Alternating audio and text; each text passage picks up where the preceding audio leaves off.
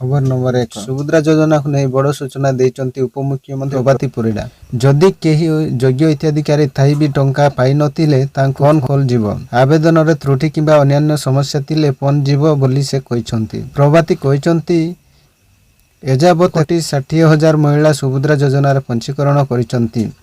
तेबे तृतीय पर्यायर त्रुटि हेले फोन कॉल जीवो। फोन करी त्रुटि को ठीक करने को परामर्श दिया जीवो बोली कहिसंती। घर को घर जाई अंगनवाड़ी कर्मी ठीक करिवे। योग्य हिताधिकारी शेष जाए टंका मिलिबो। परवर्ती किस्ती पाई ठीक समय तारीख घोषणा हेबो बोली से कहिसंती। कहि रखुछु निर्वाचन समय रे भाजपा सरकार क्षमता को आसिले महिला को लागि सुभद्रा योजना आनिबा को घोषणा करथिले। शेषरे निजर प्रतिश्रुति को सरकार पालन करूछंती। 5 वर्ष रे महिला को 50,000 मिलिबो। एहाकु नै प्रथम पर्यायर महिला को 50,000 टंका मिलुची। एजाबत 2टी पर्यायर योग्य हिताधिकारी को प्रथम किस्ती टंका मिली सारिची। एमितिरे 3 पर्याय को बाद पड़ितिबा महिला चाहि रहिचंती बोली कहिसंती। परवर्ती खबर माँ दुर्गा को पूजा उत्सव रे कंपी उठुची सारा कटक सहर। दशहरा पाई प्रसिद्ध लाभ करितिबा कटक रे जमुची श्रद्धालुंक भिड़। एही दशहरा रे पर्व रे कटक सहर को बड़ भेटी देइचंती मुख्यमंत्री मोहन चरण माझी। सिल्वर सिटी कटक को एबे मिलुची स्मार्ट सिटी आख्या।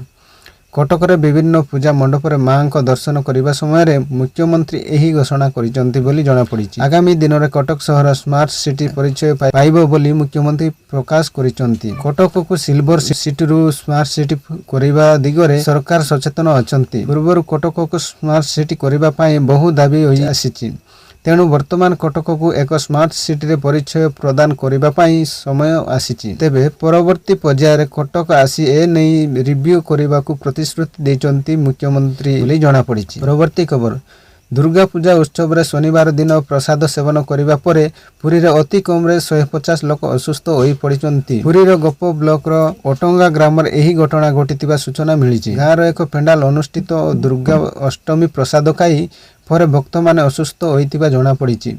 असुस्थ मानक मध्यरु प्राय 30 जन डाक्तरखाना रे भर्ती होइतिबा बेले अन्य माने निज निज घरे चिकित्सित हेउचंती बोली जणा पड़िछि। जिला प्रशासन ए विषय रे जानिबा परे असुस्थ लोकंक स्वास्थ्य अवस्था तदारक करूचंती। एथि सहित ब्लॉक मुख्यालय रु एक स्वास्थ्य दल पटा जाइथिला। एहा परे डाक्तरंक एक टीम आज सकाळ ओटंगा ग्राम रे पहुंची परिस्थिति ऊपर नजर रखिथिले। एही घटनाटी तदंत मध्य आरंभ करा जाइछि बोली जणा पड़िछि। परवर्ती खबर फार्मण ऋतु रे पनीपरिबा दर वृद्धि ओडिशा ग्राहकंक चिंता बढ़ाइछि। तेबे वृष्टिपात जोगु पियाज दर उहु बढ़ितिबा नै कहिसंती मंत्री कृष्णचंद्र पात्र।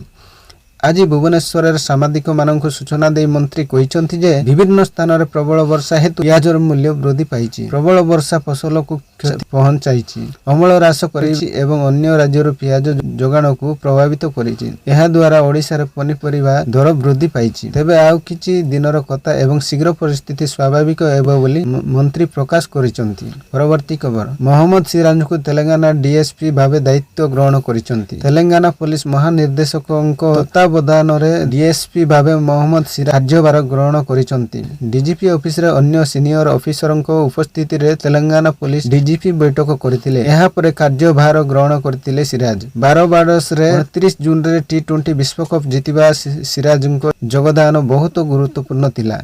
टी20 विश्वकप जीतिबा परे तेलंगाना सीएम ए रेवंत रेड्डी जुलाई रे सिराज को सरकारी चाकरी देबा को घोषणा करथिले। एहा सहित सिराज को रोड नंबर 78 जुलबी हिल हैदराबाद रे 600 वर्ग फुट रो एक प्लाट उपहार दैचंती बोली जणा पड़िछि। परवर्ती खबर मंडप रे मां दुर्गांकर सुना और रूपा सज्जित प्रतिमूर्ति जलुसुथिबा बेले एबे जाजपुर रे आसीछि मंडप रो लुटेरा आतंक। पूजा मंडप को लक्षाधिक टंकार सुना अलंकार लूट करिछन दुर्बृत्त। जाजपुर कोरी थाना बरुंडेई बंगाली साही रे पूजा मंडप रो लूट होइतिबा अभियोग होइतिबा बेले एनै पुलिस तदंत चलाइछि।